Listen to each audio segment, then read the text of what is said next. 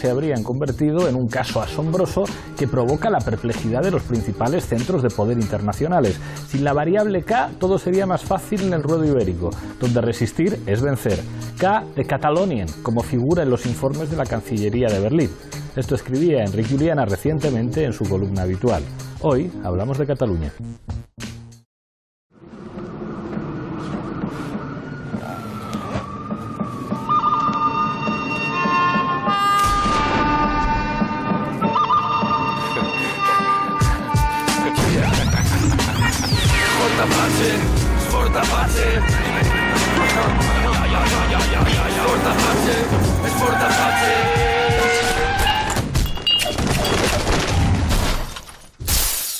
Esta noche en Fort Apache hablamos de Cataluña, para eso contamos con 6 invitados. A mi izquierda, uno de los habituales en Fort Apache, Manolo Monereo. Bienvenido. Bien hallado, Pablo.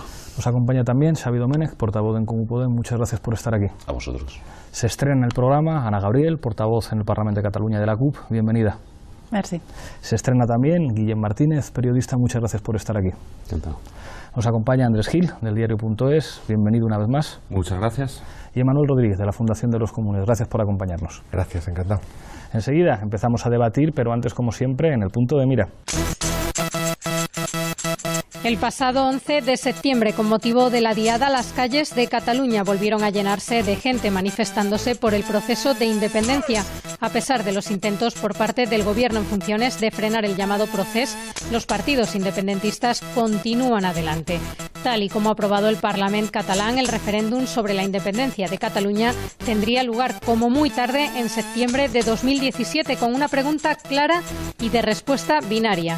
Además, las elecciones constituyentes de la República Catalana se situarían en una fecha máxima de marzo de 2018. Esta noche en Fort Apache analizamos las perspectivas del proceso catalán. Empezamos como siempre en Fort Apache con la regla del minuto, misma pregunta para los 6 invitados. Como en esto de Cataluña la cuestión del tiempo cuenta, os pregunto por los escenarios en los próximos 20 meses. Carles Puigdemont ha planteado que tiene que haber un referéndum en un año. Es verdad que se ha mostrado enormemente abierto con las modalidades, ha asumido que puede ser un referéndum unilateral, pero que está dispuesto a una versión negociada con el Estado del referéndum. Os pregunto sobre los posibles escenarios en los próximos 20 meses. Manolo, tu minuto. Decía Keynes que dentro de 100 años todos muertos, ¿no? Yo creo que dentro de 20 meses se puede decir que progresaremos adecuadamente. A lo que voy. Creo que el conflicto, lo que se ha llamado el conflicto entre Cataluña y el Estado, yo creo que va a continuar. Es más, tengo la impresión que la crisis del PSOE, que tiene un componente en ese propio conflicto, a mi juicio, la crisis del PSOE todavía lo va a hacer más fuerte, más duro. Es decir, el PSOE no va a ganar autonomía, sino que va a perder autonomía en el tema catalán en concreto y va a ser mucho más dependiente, a mi juicio, del Partido Popular, ¿no? Desde ese punto de vista, a mi juicio, lo que viene es un enfrentamiento todavía más fuerte que antes entre lo que vamos a llamar la cuestión catalana y el resto del Estado. Gracias, Manolo. Xavi. Yo creo que dentro de 20 meses, prever dentro de 20 meses, y además en Cataluña, es como algo antitético, pero dentro de 20 meses, yo lo que espero, después de lo que espero es que dentro de 20 meses haya una obertura de escenario en Cataluña clarísima que nos lleve a la construcción de un proceso constituyente. Y que además esto esté ligado de alguna forma, no jerarquizado, pero ligado de alguna forma al hecho de que el escenario español, yo creo que se ha cerrado muy en falso. Es decir, que la más que posible investidura del Partido Popular va a durar para un gobierno de un año y medio como mucho, y por tanto que podamos abrir un escenario en Cataluña de ejercicio de soberanía y de construcción del propio país, que para la cual ya hay una mayoría en Cataluña, ciertamente. Y lo otro, solo para decir, tenemos que mirar las editoriales del país en relación al tema de Cataluña que han hecho justo después de que Puigdemont planteara el referéndum y justo ayer, porque son 2 editoriales que apuntan que el sistema también está pensando cosas. Es decir, que no es solo... Bueno, ya entraba en el debate con mi amigo Monereo. Ana. Bueno, pues yo creo que veremos una cierta aceleración, yo creo, ¿no?, de la represión judicial. El sistema está pensando cosas, no sé si el sistema va a ser muy creativo en el terreno de la resolución del conflicto democrático, yo creo que no lo va a ser mucho y por lo tanto se van a acelerar, ¿no? Algunas pulsiones, pero quiero pensar que también se van a acelerar muchas pulsiones de respuesta en un sentido positivo. Y el referéndum o referéndum, ¿no?, que nosotros apoyábamos, está claro que el referéndum pactado con el Estado no va a llegar y por lo tanto, bueno, veremos si hay posibilidad institucional, popular, para articular un referéndum unilateral, ¿no?, que es el único posible, parece, en este momento. En el caso de que se prohíba por la fuerza, que debe ser la única forma, ¿no?, útil para impedir ese referéndum, veremos también el mundo y el entorno próximo cómo responde. Gracias, Ana. Guillem. Pues es muy difícil programar 20 meses. Si nos atenemos a los 20 últimos meses, pues lo más probable es que no pase nada. El proceso, de hecho, también es una construcción gubernamental, sobre todo, que ha ayudado a que no pase nada en un momento de fin de régimen en una zona concreta que es Cataluña. De hecho, lo de Cataluña, y aquí tiro un cable de análisis, es más fácil entenderlo si entendemos una crisis de final de régimen en todo el Estado. Y lo de Cataluña es precisamente una crisis de régimen acelerada y un intento de modularla, de que no sea tan radical. Dicho lo cual, pues Cataluña es un escenario abierto. Desde el siglo XVII es la única zona del Estado que ha sido independiente en 2 ocasiones, ha sido Estado en posiblemente más de 6, ha sido provincia francesa, ha sido provincia española, su anclaje no está bien solucionado.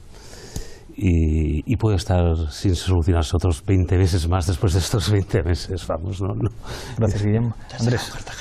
Sí, yo creo que efectivamente es lo que ocurre en Cataluña es un espejo también de la crisis de régimen de todo el Estado, que esto lo diagnosticamos periódicamente, pero también es verdad que tenemos que diagnosticar que el Estado, aunque está en crisis, pero aún existe, el régimen aún existe y opera, como se acaba de ver en el golpe de mano que ha sufrido el Partido Socialista, ¿no? Entonces, ¿qué puede pasar de aquí a 20 meses? Yo estoy más con Guillem. En los últimos 20 meses estamos muy parecidos de lo que estamos ahora y de lo que previsiblemente se va a estar. ¿Por qué? Porque, o sea, más que ponerse un plazo de tiempo, que lo intentan hacer las instituciones catalanas periódicamente, yo creo que difícilmente se va a poder llegar a una solución que no pase por un acuerdo con el Estado. Difícilmente se puede llegar a una independencia de forma unilateral, tal y como está el régimen, aunque esté en crisis. Gracias, Andrés. Manuel. Es difícil hacer predicciones, ¿no? Lo que sí es, hace nada pues teníamos la DIU en 18 meses, dentro de 20 meses lo que tendremos es un referéndum, dentro de 36 o 32 pues lo que tendríamos es la independencia, con un proceso constituent. No sé, o sea, lo que yo creo que sí es patente es que básicamente lo que había sido el motor de toda la crisis del régimen, es decir, la movilización social, eso está a día de hoy en ascuas, o sea, está en barrena, está en un momento expectante. Entonces lo que se tiende es como a teatralizar, ¿no?, en lo que serían los marcos parlamentarios, tanto en el Estado español como en Cataluña, pues lo que es la crisis. A día de hoy depende mucho de si se es capaz de volver a activar algo que empuje la situación hacia un determinado lugar. Sin eso, yo creo que el procesismo lo que se ha convertido básicamente es, como comentaba Guillem, es una máquina gubernamental, una máquina de justificación de determinadas élites, ¿no?, de relegitimación de las mismas. Hay un elemento ahí que me interesa del último que dices. En este programa hemos dicho muchas veces que, bueno, incluso el régimen manejaba términos tradicionales para reconocer sus 2 fracturas, el populismo y el separatismo, que es algo clásico en el XIX y en el siglo XX español y que tiene que ver básicamente con lo que ocurre en Cataluña y con lo que ocurre a partir del 15M y con sus traducciones electorales. Pero claro, lo que dices tú es muy interesante, es la parlamentarización de las fracturas. Es decir, que el conflicto nacional en Cataluña tenga básicamente una expresión parlamentaria a través de lo que hace el Parlamento de Cataluña y que eventualmente el conflicto en el resto del Estado tuviera de nuevo una expresión parlamentaria, y aquí es donde lanzo la pregunta que atrinchera de una manera muy cómoda a los que se autodenominan bloque constitucional y podríamos definir como el bloque del inmovilismo. Es decir, una mayoría parlamentaria muy fuerte de Partido Popular, Partido Socialista y Ciudadanos, que es una mayoría muy fuerte en un contexto en el que, bueno, o sea, los partidos de gobierno tradicionales españoles que siempre tuvieron un peso notable en Cataluña pasan a tener una posición claramente marginal, y habrá que ver el futuro del PSC, pero el caso del PP está muy claro. Pero que yo tengo la sensación, y esto es lo que os dejo aquí, que se sienten enormemente cómodos en el atrincheramiento legal. Es decir, nosotros somos aquí los que defendemos la Constitución, tenemos una mayoría en el Parlamento español y todos los dispositivos del Estado para tomar las decisiones que haya que tomar.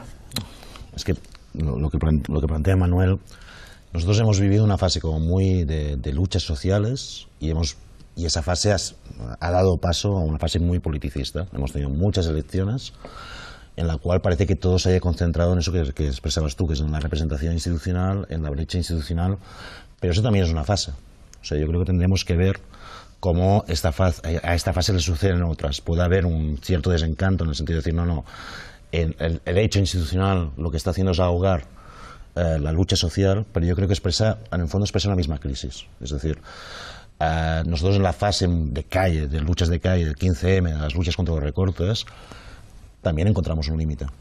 Es decir, los movimientos sociales, tal como los habíamos entendido en los 80 y 90, habían entrado también en crisis en su lógica habitual de lucha contra el Estado o de imposición de agendas públicas. Ahí también había un movimiento social que se estaba transformando. El 15M, en ese sentido, no es un movimiento social clásico, y de hecho se puede dudar incluso de que sea un movimiento social. Yo creo que estamos en una fase muy amplia de transformación de lo político, de lo social, de lo cultural, y que estamos viviendo solo al principio, con lo cual es difícil ver qué tendencias va a haber. Pero yo no sería nunca unívoco, es decir, ahora se puede decir, mire, hemos llegado a un techo en lo institucional, y ese techo no nos ha permitido asaltar los cielos, pero bueno, ese techo en lo institucional, en el caso del Estado, es patente, que ha abierto una brecha absolutamente enorme, y en el caso de Cataluña, para volver a Cataluña, porque si no nos vamos al problema del Estado, es verdad que puede haber una imagen de que Cataluña es, como el Estado también, el día de la marmota, ¿no? Es decir, nos levantamos, y de hecho ahora uno puede leer incluso el viraje hacia el referéndum como un viraje de 2016 a 2014, es decir, al 9N, otra vez al mismo escenario, repetido otra vez, porque hay un escenario pero hay transformaciones también, es decir, hay una crisis, solo por decir una, porque Ana Gabriel seguramente me dirá que hay muchas más y estaré convencido que tiene razón, pero solo para apuntar una. El papel de Convergencia en todo este proceso está virando de una forma brutal y está entrando en una crisis brutal. Yo no creo que haya otras elecciones en las cuales se planteen en clave constituyente que puedan ser iguales a lo que hemos vivido hasta ahora, porque lo que estamos viviendo para mí es un final de dominio de Convergencia, que para mí aún no tiene la presidencia de la Generalitat, la mayoría de consejerías, pero es un final de dominio y eso va a cambiar pautas. Yo no creo que todo sea el día de la marmota. Ahora bien, ¿cómo puede acabar el proceso de Cataluña? Si es procesismo o si es... yo creo que puede acabar en un escenario, y eso no es imposible, es la historia del catalanismo en Cataluña. Hay un escenario de frustración, que yo no lo quiero, es un escenario de frustración colectiva en ese sentido, porque no se ha conseguido avanzar en nada, porque el día de la marmota es lo omnipresente frente al cambio, o puede acabar con otros escenarios. Y yo creo que, es decir, que la fuerza de eso, más allá de si se expresa en la calle o en el Parlamento, hay fuerzas subterráneas, tectónicas en la sociedad catalana que han cambiado, y eso, más allá de si se expresa mejor o peor, yo creo que sigue existiendo esa fuerza. Yo creo que si seguimos en el análisis lo que tenemos que pensar es en escenarios, ¿no? En escenarios previsibles, ¿no? La primera cosa que yo creo que siempre se deja a un lado, ¿no?, es que España es un Estado intervenido por la Unión Europea. Es decir, la primera cosa es que somos la periferia de esa Unión Europea. Eso tiene mucha importancia para las cuestiones nacionales del Estado español, ser o no periferia de la Unión Europea. Pero somos periferia de la Unión Europea que está esperando un ajuste brutal. Es decir, yo creo que es muy importante. Es decir, el primer escenario que tenemos es que cualquier gobierno más o menos estable tiene que hacer un ajuste brutal exigido por la Unión Europea, que va a ser muy fuerte. Primer problema. Segunda cuestión importante es que sabemos que el gobierno que va a surgir, si surge, pero creo que sí, va a ser un gobierno que va a tener una duración limitada. Es decir, no parece que las cosas pueden ser, y por tanto, si es un gobierno que tiene una duración limitada, hay que pensar que es un gobierno que mira siempre a las elecciones, y por tanto tiene, a mi juicio, un segundo elemento importante. La tercera cuestión hay que verlo en algo que habéis visto vosotros muy bien en vuestras intervenciones. Es decir, el tercer elemento es lo que llamamos la restauración. O sea, lo que hay que ver, la crisis del PSOE, como la pérdida de autonomía de la política por parte del Partido Socialista Obrero Español, y hay que verlo fundamentalmente, a mi juicio, yo creo que esto es clave, como un avance de la restauración. Es decir, la restauración se va a hacer en torno al Partido Popular y es el Partido Popular que lleva la hegemonía. Esto es un tercer elemento que creo que tiene mucha importancia. Y el cuarto elemento es que nos vamos a encontrar en los próximos meses con un elemento, a mi juicio, nuevo, que es las políticas de ajuste y la respuesta de la sociedad. Yo creo que eso lo vamos a notar rápidamente en el debate sobre los presupuestos y va a cambiar. Porque yo creo que la clave que nos ha ido transformando en estos meses han sido dos cosas que han aparecido sueltas y que ahora se vuelven a unir, creo, ¿no? Que es cuestión social o de clase y cuestión nacional. Y yo creo que vamos a ir viendo esa convergencia entre esos dos procesos. A mi juicio, eso hace que el territorio que vamos a explorar en los próximos meses, más allá de las editoriales del país, es un territorio de enfrentamiento cada vez más serio entre lo que se llama Cataluña y el Estado español. No creo que se llegue a una política de apaciguamiento si además funciona en una perspectiva de un gobierno que tiene 1 año y medio por delante donde la cuestión electoral es muy fuerte. Y una cosa solo para terminar, para ir apuntando cosas para el debate, ¿no? Es decir, el problema de fondo siempre es el siguiente, ¿no? Que para abrir el melón de Cataluña hace falta un gobierno de coalición o una gran coalición entre el PSOE, el PP y al menos una parte fundamental de la burguesía catalana, represéntele quien la represente. Y eso es muy serio porque el que está llevando la hegemonía en el proceso es alguien que saca, como tú has dicho muy bien, rendimientos electorales, que es el Partido Popular, que saca rendimientos electorales con esta confrontación.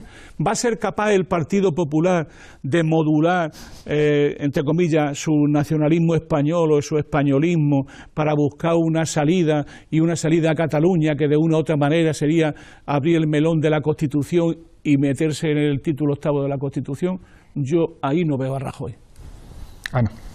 Sí, varias cosas. En primer lugar, tú apuntabas a la sensación de cierta comodidad, ¿no?, de los actores históricos del búnker del 78, y yo creo que no es tanta comodidad como pretenden transmitir, sino no invertirían tampoco tantos recursos, ¿no?, en perseguir cualquier actividad que intente hacer la Generalitat en clave internacional. Por ejemplo, el día a día de la actividad parlamentaria en el ámbito de exteriores es cada día la misma, ¿no?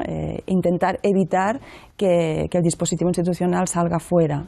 Evidentemente tienen muchas herramientas y tienen el sistema judicial que no se depuró del franquismo y por lo tanto sabemos perfectamente cuál es, y no es poco, porque la amenaza judicial, bueno, en una sociedad como la nuestra pues tiene su impacto, ¿no? Y de valientes, entre comillas, pues bueno, ¿no? Habrá que ver los que hay. Por lo tanto, cierta comodidad, pero yo creo que más relativa de lo que quieren aparentar. En segundo lugar, y yo creo que eso, como mínimo los que estamos aquí compartimos, ojalá hubiera más movilizaciones, en clave la que sea, en clave ruptura, en clave contestación, en clave propositiva, en clave llenar plazas, calles o centros de trabajo, ¿no?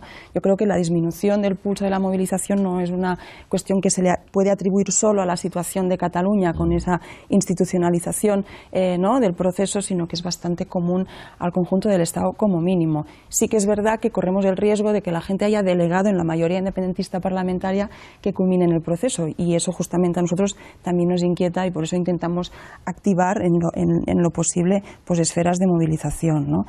En lo que se refiere a la crisis del régimen, ¿qué particularidad tiene en Cataluña, ¿no? Yo creo que la particularidad es que el PP no tiene hegemonía, no saca rédito electoral. El PP, siendo el gran partido de estructuración del Estado en Cataluña, bueno, pues tiene el peso que tiene, como nosotras, como mínimo, es ese. La crisis de Convergència i Unió ya no, porque Convergència i Unió ya se rompió. Es que Unió es extraparlamentaria. Esas imágenes, ¿no?, de Duran y Lleida en el Palace, es que esa gente, ese espacio político no están en el Parlamento. Yo creo que no es poca cosa. Y Convergència, ¿no?, con el tema de cambio de liderazgo y así, bueno, pues tiene también sus dificultades, y estamos viendo como en sanidad hay una consejería que está intentando revirtiendo privatizaciones, y ahí hay un pulso también con el núcleo duro, ¿no?, del lobby de poder convergente. Yo creo que no es menor tampoco lo que se ha conseguido en la crisis en relación a Convergència. Y la articulación de la antesala del proceso constituyente, yo creo que la gran oportunidad que tiene es esa, reflejar que Cataluña es básicamente un país, como la mayoría de los del mundo, evidentemente de gente sencilla, trabajadora, humilde, que si tiene la posibilidad de decidir sobre las bases del Estado, va a dibujar un Estado muy diferente al que tenemos ahora, ¿no? Y por eso necesitamos que la gente que tenga el pulso, ¿no?, de poder popular no esté expectante, sino que sea parte actora. Y si además del vector nacional social le añadimos ya el de género y feminista, pues no te cuento la potencialidad que puede tener, ¿no? Andrés. Sí, al hilo comenta Ana de diseñar el modelo de Estado de Cataluña, ¿no? Del mismo modo que en España, en el conjunto del Estado, yo creo que falta sentarse a repensar qué modelo que España es un Estado muy plurinacional, qué posibilidades de reconfiguración tiene, cómo articular las diferentes partes del Estado, no solo en lo social, sino también en lo territorial.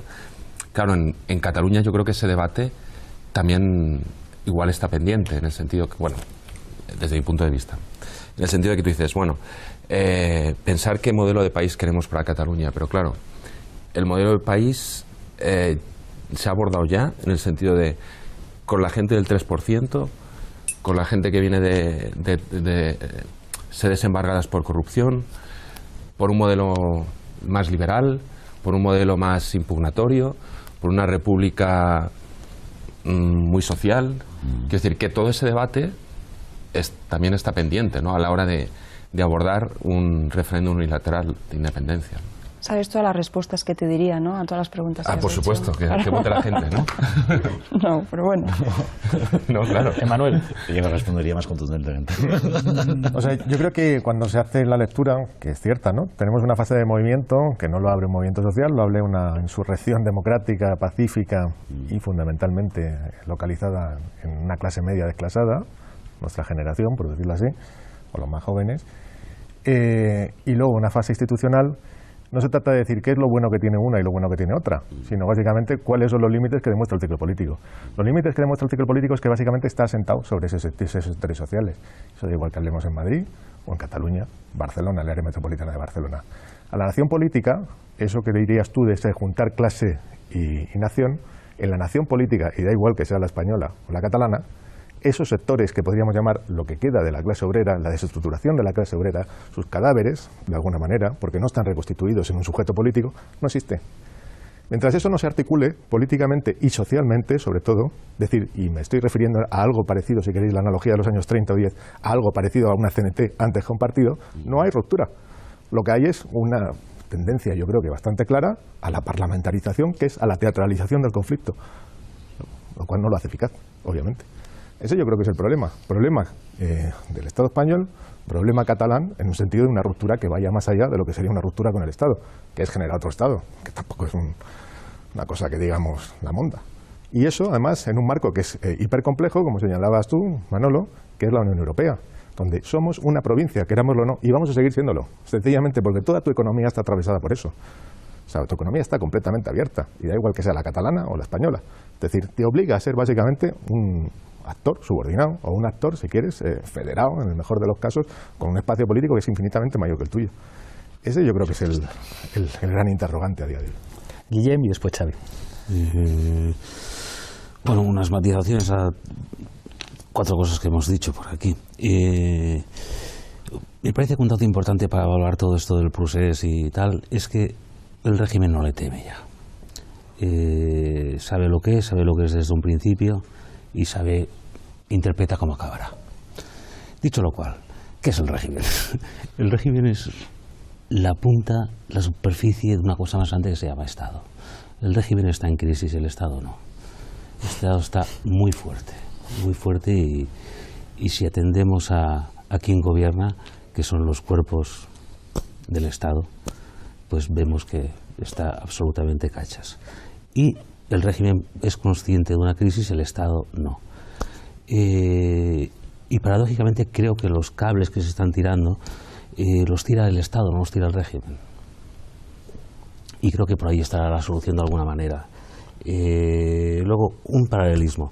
Esto es una restauración en sus últimos 10 años. Es exactamente lo mismo. Después de 30 años de ir tirando, se produce una crisis gorda y ahora toca Primo de Rivera de alguna manera, ¿no? Y seguramente es la próxima fase. La cosa se complica entonces. Yo quiero, a ver, yo me acuerdo cuando estábamos en pleno 15. Permíteme un segundito. Porque además me acuerdo que escribía Guillem en esos momentos, que acaba, porque después voy a decir algo de ese pesimismo melancólico que se está instalando en esta mesa. No, estamos en el bienio bolchevique y ahora viene Primo de Rivera otra vez. No, pero ¿vas a acabar, Guillem? Continúos. No, es que primero que estamos en una restauración. O sea, hemos acabado con el bipartidismo. Es cierto que ese final de bipartidismo no ha inaugurado algunas de las cosas que nosotros pensábamos, pero decir que ahora mismo estamos en una restauración con un gobierno del Partido Popular que no es un gobierno del Partido Popular con mayoría absoluta, que es un gobierno que se tiene que hacer crujiendo gran parte del sistema político. Plantear que eso ya es restauración, y yo diría que se llama crisis de la restauración. Y la última crisis de la restauración acabó con una cosa muy bonita. No pongo en duda la necesidad del pesimismo de la inteligencia, pero un poco de optimismo de la voluntad, diría yo, porque es restauración. Un poco de melancolía del sujeto no existente, ¿no? Es decir, que es algo muy postestructuralista, que pretende superar el estructuralismo, pero acaba generando una melancolía de no está ese sujeto clase obrera, todo es clase media, porque el precariado, el comunitariado no ha acabado de funcionar. Y yo cuando viví las movilizaciones en Cataluña vi clase media y vi clases populares, no vi solo clase media, y la he seguido viendo.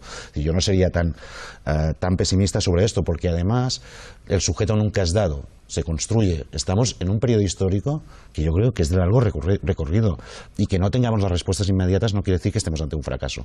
A veces que no tengamos las respuestas inmediatas significa que estamos construyendo, y en ese sentido, bueno, y esto, el régimen no tiene miedo, bueno, no sé si tiene miedo o no, pero un poco, a ver, se las hemos hecho pasar un poco canutas al régimen estos últimos tiempos, sea desde donde sea. Hombre, yo creo que un poquito canutas sí. No sé si eso tiene categoría de hecho revolucionario, eso lo desconozco, pero yo diría que un poco de impacto desde diferentes frentes hemos hecho.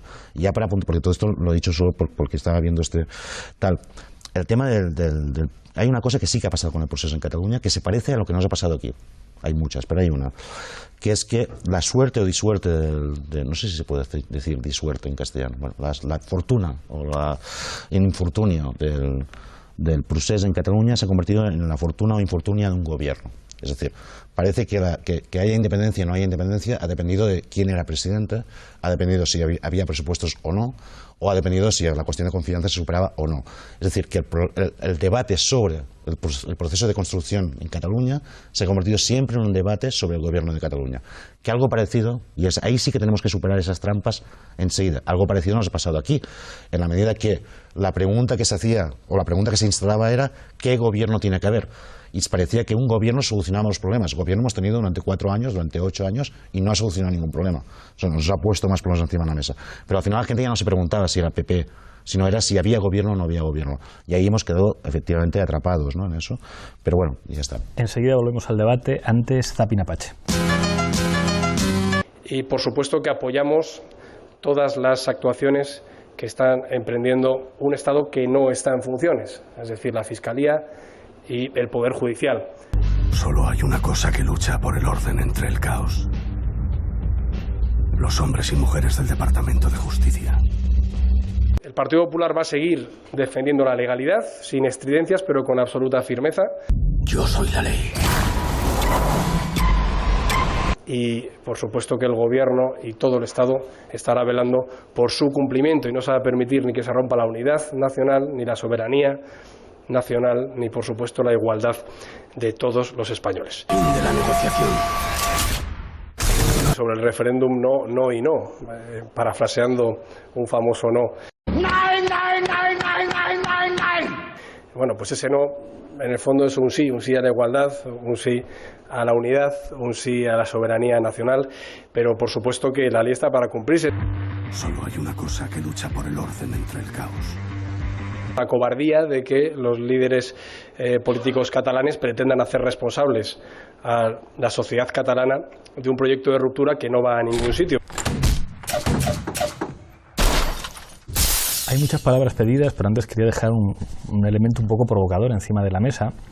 La sensación que tengo yo cuando se superponen temas sea, cuando hablamos de lo que implica la austeridad en Europa y la periferización de España y la viabilidad de un gobierno que se enfrentara a eso, pero tengo la sensación que el problema político catalán es directamente proporcional a la estupidez de las élites políticas españolas, porque mira que había fórmulas políticas para darle una salida a la evidencia de la plurinacionalidad del Estado, que es una palabra que creo que ponemos de moda nosotros, pero que ya la Constitución del 78, con el ejército vigilando, hablaba de nacionalidades y de regiones, y que eso hubiera tenido viabilidades, o sea, sin... Yo creo que en este momento esto solamente podría tener una solución, digamos, con un Estado confederal, con un Estado con diferentes estados que se pudieran poner de acuerdo en una fórmula confederal.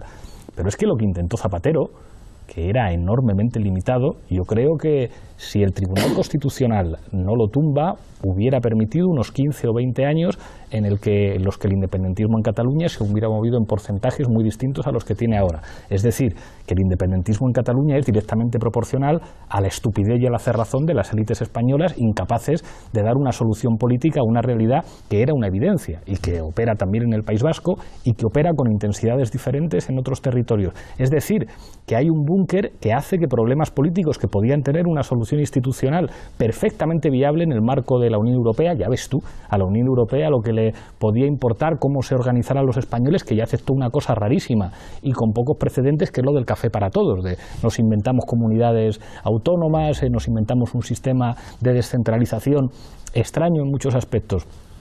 Pero claro, ese debate, en la medida en que esas élites lo convierten en el problema central de nuestro país, puede tener unas consecuencias absolutamente imprevisibles. Yo no creo que yugoslavas, como dicen algunos, pero sí convertirse en el elemento permanente que incluso dé gasolina. O sea, yo creo que tenías razón en lo que dices de que, claro que les importa, porque gastan mucho dinero y muchos recursos en ellos, pero les da de alguna forma una gasolina política para sobrevivir, hasta el punto de que nacen fenómenos políticos nuevos. El fenómeno político de Ciudadanos no se entiende sin esa cerrazón de las élites que ven un hueco para construir un espacio político precisamente desde Cataluña, que después se extiende al conjunto del Estado.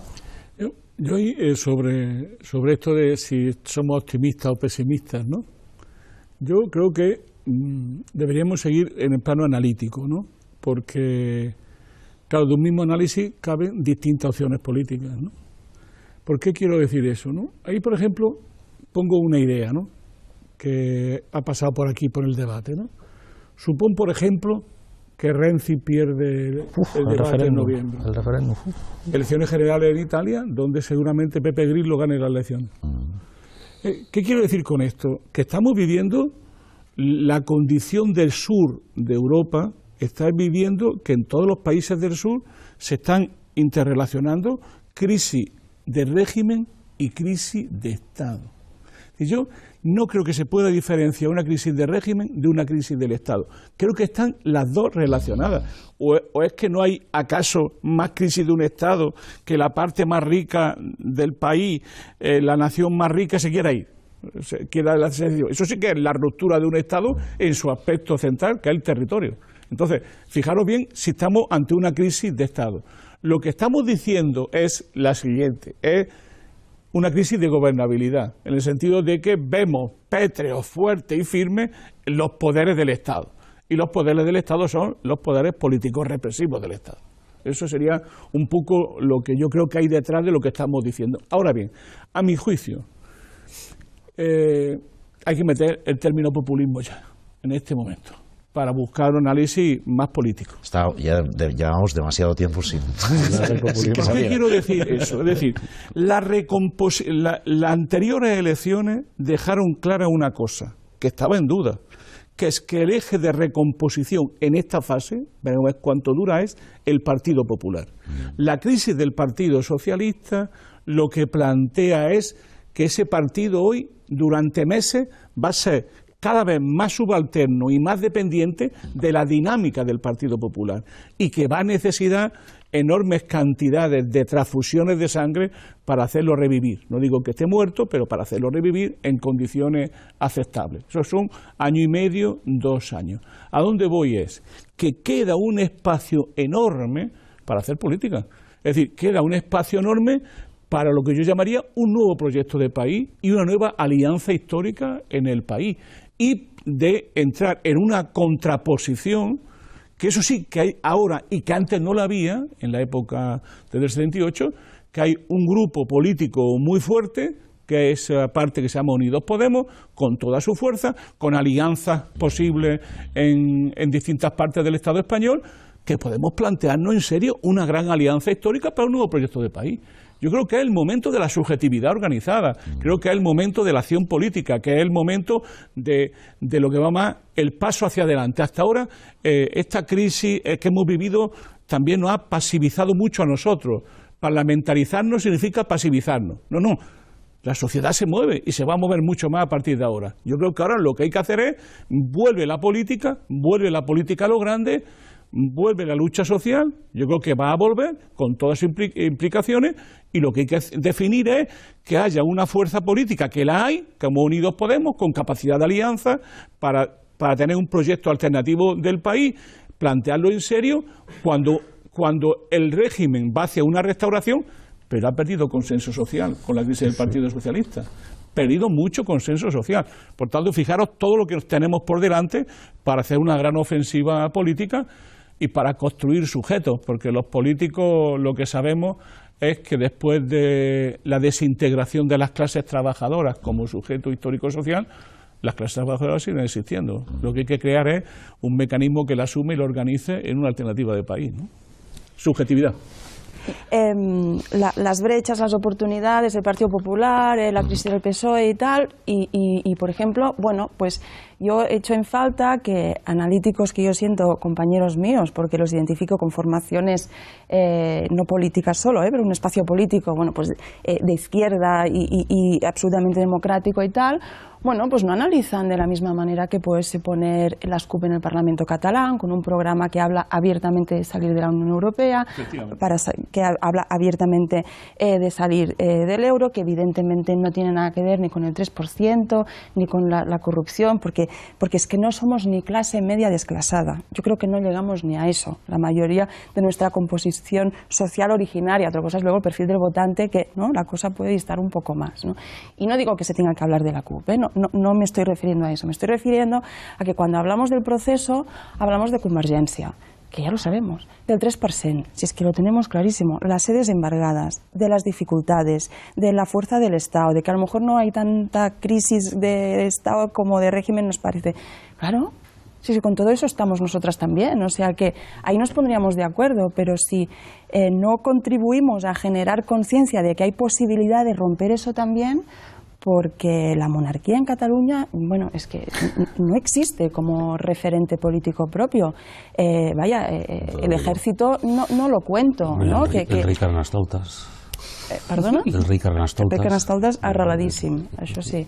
Però, ¿no? O sea que yo creo que sí, que todo el imaginario que se vincula con el Estado es que no tiene apego en esa sociedad, ¿no? Y yo creo que estamos en un momento, bueno, claro que los límites son muchos, evidentes, que yo siempre digo, cada día que pasamos bajo el sistema capitalista, llámale bajo la Unión Europea o bajo el patriarcado, como quieras, es un día que pierdes de oportunidad, ¿no? de ser diferente.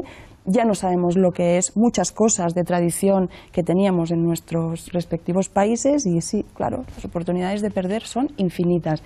Pero recordando también a las compañeras de los años 30 de la CNT, llegaron donde llegaron porque empezaron 100 años antes, y picando piedra de la de verdad y yendo como muy poco a poco hasta llegar a construir lo que construyeron esa gente. Pistola en mano, también hay que recordarlo, o sea que, claro, ya me gustaría que tuviéramos una CNT ahora mismo en Cataluña, pero que, claro, la traslación tampoco no la vamos a hacer de forma tan automática. Yo voy a intentar ligar también, hablando de Cataluña, yo creo que existe lo que decías tú, Pablo, que es una incomprensión, bueno, no sé si una incomprensión, en todo caso una no aceptación de la realidad plurinacional y de lo que ello afecta, porque es verdad que cuando hablas con dirigentes del Partido Popular, una cosa es lo que dicen en público, que es una incomprensión, y la otra es una no aceptación, que no es exactamente lo mismo. Hay esa parte, la construcción del Estado español, que provoca, evidentemente, lo que tú comentabas. Hay otra parte, que es la propia crisis de soberanías, es decir, la propia crisis económica, que se plantea básicamente como una crisis de soberanías, de la cual emerge el 15M como un reclamo clarísimo de soberanía, y en el caso de Cataluña, porque hay la historia que hay, porque es una nación, eso también se encarna en una construcción nacional, lo cual tampoco tiene nada de raro, porque todos los movimientos de resistencia en el siglo XX europeo, cuando se han planteado como movimientos de resistencia ante agresiones exteriores o agresiones que se conceptuaban como exteriores, eran movimientos de dignidad y reconstrucción nacional. Podemos también es un proyecto de reconstrucción patriótica española. Por tanto, lo normal no, pero quiero decir que lo que se produce en Cataluña, en esas claves, yo creo que se mueve. La diferencia, yo creo que aquí sí que hay una diferencia y vale la pena también hablar de esto, que es una élite política. Yo no entro en la élite económica. Es la derecha catalana que entra en el poder en 2012 con una fuerza enorme y con un discurso brutal, que es el discurso del austericidio, ha hecho con optimismo, con ilusión, que se decía, descubrir rápidamente que con eso no tira. Y por tanto, yo no digo que el procés sea esto, pero que hay ese tercer factor que también lo tenemos que tener en cuenta. Y el procés, en la medida que se ha gubernamentalizado, es verdad que entra en crisis la base electoral de esa derecha, como también es verdad que mantiene el dominio político. Es decir, que hasta ahora... Que puede cambiar eso. Que puede cambiar. Y ahí está el juego. Pero que hasta ahora lo que ha habido son gobiernos que pasase lo que pasase, había un presidente convergente. Claro. Y que mientras se podía hacer un discurso extremadamente rupturista, las políticas concretas, es verdad que hay el caso de sanidad que dice Ana, pero bueno, hay otros muchos casos. O sea, yo estoy harto de oír en el Congreso una expresión hiperradical en el caso de Esquerra Republicana, cuando después las políticas que se aplican ahí, bueno, las escuelas que separan por sexo del Opus Dei, que son las escuelas del señor Fernández Díaz, sí, están financiadas por la Generalitat de Cataluña. Y eso, pase lo que pase, estemos en la revolución que estemos, no cambia. Y también porque hay otra lectura. O sea, yo no estoy de acuerdo con la lectura, ni mucho menos de que el proceso. Pero cuando OMS viene aquí, porque yo he vivido políticamente estos meses aquí, cuando OMS viene aquí tiene una frase que es fantástica. Dice, en España no puede haber gobierno, o no podía haber gobierno, porque en España no hay proyecto de país. O sea, está diciendo, no puede haber gran coalición porque no hay un proyecto de país, y de hecho PP lo intenta con Cataluña, o sea, convertir al adversario en Cataluña para hacer un proyecto de país español, claro, que permita esto. El exterior. Pero cuando dice esto, y él está diciendo, en Cataluña sí que hay un proyecto de país, en Cataluña sí que podemos hacer una gran coalición. O sea, y esa parte también es cierta. Pero ahí hay un detalle, si me permitís, que es increíble. O sea, el régimen español no tenía dos partidos, tenía cuatro: el PP, el PSOE, el PNV y Convergencia y Unió. El PNV aguanta muy bien, pero de repente Convergencia y Unió deja de ser el partido de la gobernabilidad en España, se mantiene en Cataluña, pero se puede convertir perfectamente en la tercera fuerza política en Cataluña. Ya lo es. En las últimas dos elecciones ya lo ha sido, y yo creo que en unas elecciones catalanas tendrían dificultades para defender incluso una segunda posición. Eso, cuando el sistema de partidos al mismo tiempo en España de repente aparece un tercer actor, en términos políticos es tremendo. O sea, digamos, como todo el mundo definía Convergencia y Unió como el partido que sirvió para destruir la hegemonía de la izquierda en Cataluña, y lo hicieron muy bien. Y todas las operaciones en la transición, como lo ve además la derecha española, de traer a Tarradellas, de todas estas cosas. Y sin embargo ahora eso ha cambiado, y digamos las posibilidades políticas que puedan salir de ahí. Sí. Y se nota mucho en el Congreso la ruptura de esa relación, porque siempre que Convergencia habla, intenta explicarle a la derecha española cómo lo puede hacer bien. Dice, y eso mientras están explicando que ellos se van. Esto lo podrían hacer mejor así. Y es como una cosa... Y la última vez que lo intenta ONS, se da se queda sin grupo parlamentario. Cuando nosotros le decimos, llega a un acuerdo con nosotros, dice, no. Y trabaja ahí como sin decirlo para que la mesa la tenga el PP y Ciudadanos, y le mandan al grupo mixto. Matizar un poco también, ¿no? Sobre tanto que he dicho antes, y que lo llevo pensando también, dije, porque me queda un poco imperfecto lo que he dicho antes, insuficiente, que es, gana la Restauración en la crisis del PSOE, pero ¿cuál es la otra pata de esa restauración? ¿Cuál es la otra pata? Que la Restauración también se ha debilitado como fuerza social, como fuerza cultural, como alternativa, porque la clave de esa restauración sigue siendo, con perdón, ¿qué hacemos con Unidos Podemos? ¿Cómo liquidamos Unidos Podemos? ¿Cómo hacemos para que Unidos Podemos desaparezca del mapa político o que cada día sea menos? Yo creo que de esta partida que hemos jugado en parte palaciega y política, queda un régimen más debilitado, a mi juicio, por dos razones. Una, porque la pérdida de autonomía relativa del Partido Socialista debilita la cohesión y la fuerza del régimen, y por otro lado, porque Podemos sale intacto de este proceso. No sale debilitado, y sino con la capacidad de protagonizar con otra fuerza una gran alianza para cambiar este país, para cambiar este Estado. Y yo creo que eso es lo que aparece con más fuerza, que no hemos sido capaces porque no hemos sentido como un poco huérfanos de política en estos meses porque no pasaba por nosotros. Ahora sí, ahora vuelve a pasar la política por nosotros. Y yo creo que eso es un mensaje de optimismo y de fuerza que tenemos que valorizar, ¿no? Estamos llegando al final, volvemos a la regla del minuto, 1 minuto cada uno para conclusiones. Empiezo por ti, Manuel. No, por ser rápido, o sea, hay una dimensión que tiene que ver con la crisis catalana, que tiene que ver con la crisis de Estado, que es también la impotencia de las élites. No solamente que las élites sean estúpidas, eso no hemos podido pensar de las élites europeas en las primeras fases de la crisis. Qué locura que están llevando al continente a lo que fue la debacle griega, y sin embargo para ellos fue un laboratorio. O sea, hay un nivel que es sencillamente de que son élites subordinadas y élites que están sometidas a un proceso que es, si queréis, agonístico, agonal, es decir, de que no se sabe muy bien, terminal en cierto modo. O sea, que no tienen capacidad precisamente de poner en marcha una serie de instrumentos que antes podrían ser instrumentos de estabilización social, obvios, ¿no? Es decir, pues en términos de gasto público, los más evidentes, en términos también de determinadas prebendas, etcétera. Eso es determinante en este juego de la crisis.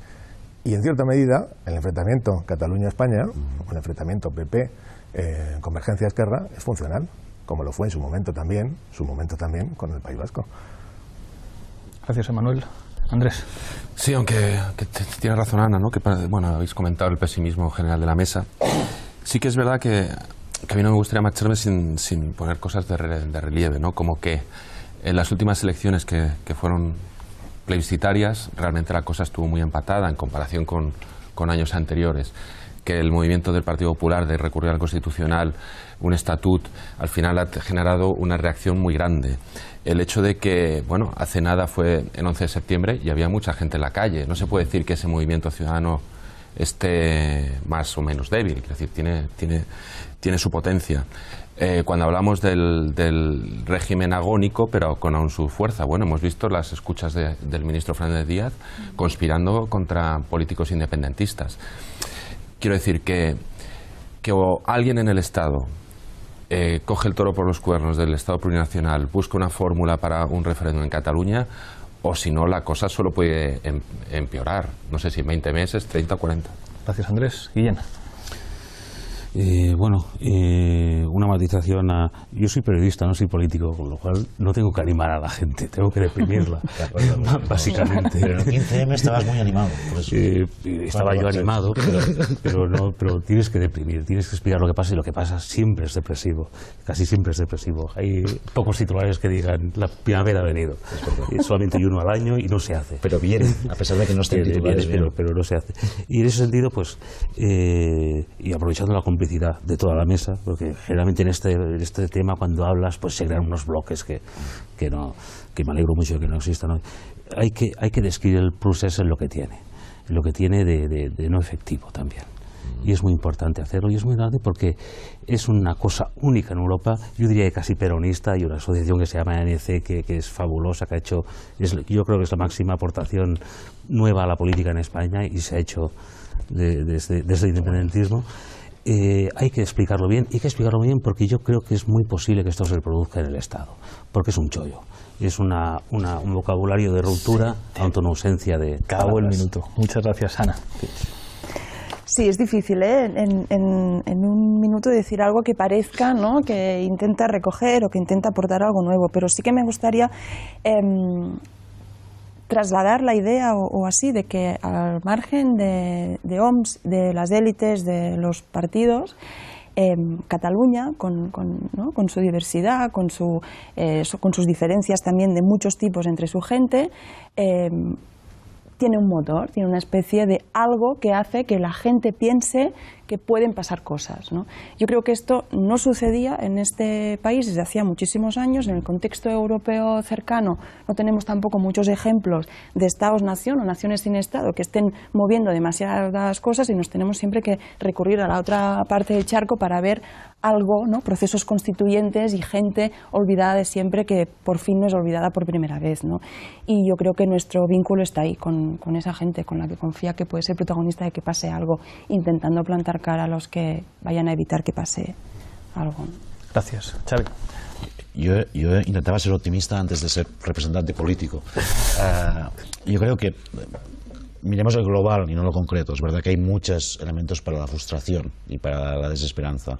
El global es que hay una península en el sur de Europa donde en Cataluña efectivamente hay una construcción nacional que en gran parte es una construcción nacional que abre posibilidades, en gran parte, hay otras partes que no, pero en gran parte sí, y que en el Estado español, en comparación con otros países, a pesar de que se diga muchas veces desde Cataluña, no, el Estado no cambia nada, no está cambiando nada, al contrario, si comparas esto con lo que está pasando en Francia, lo que está pasando en Italia, están pasando grandes cosas también.